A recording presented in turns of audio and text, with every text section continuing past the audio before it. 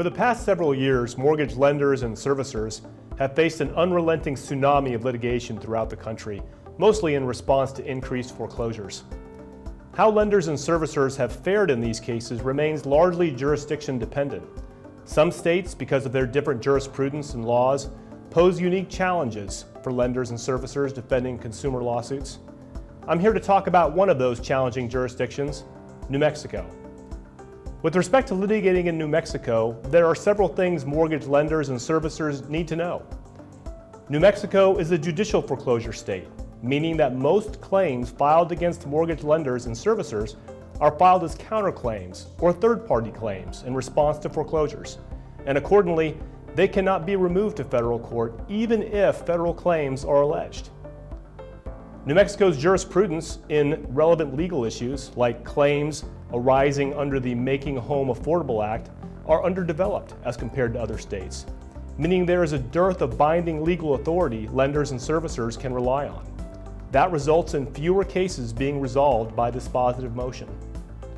What jurisprudence has developed in New Mexico has tended to make things more difficult for lenders and servicers attempting to enforce rights under mortgages. For example, New Mexico courts have issued several decisions over the past few years limiting how servicers can establish standing to file foreclosures. Borrowers are now using those cases as the basis to file counterclaims of fraudulent misrepresentation, quiet title, and malicious abuse of process. Most New Mexico state courts mandate mediation in all foreclosure actions and decline ruling on dispositive motions until mediations are complete. Mediations often require a representative to personally appear in New Mexico to mediate, and with sufficient settlement authority to avoid the perception of mediating in bad faith, which can lead to sanctions.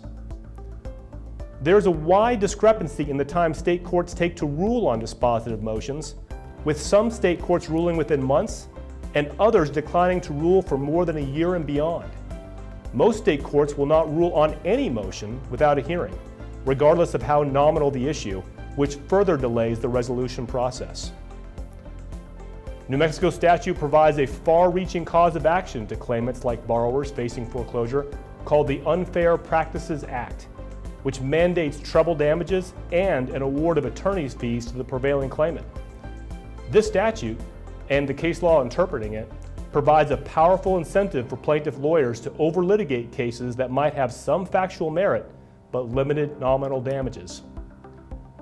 Navigating pitfalls like these in challenging jurisdictions like New Mexico requires the engagement of counsel who knows the law, understands the venue, the courts, and the opposing lawyers. The New Mexico legal community is small, and adherence to local custom and practice is essential to an effective defense. My name is Greg Marshall, and I co-chair Snow & Wilmer's Financial Services Litigation Group. If you are in-house counsel for a mortgage lender or servicer that has been sued in New Mexico, consider contacting us to discuss your options.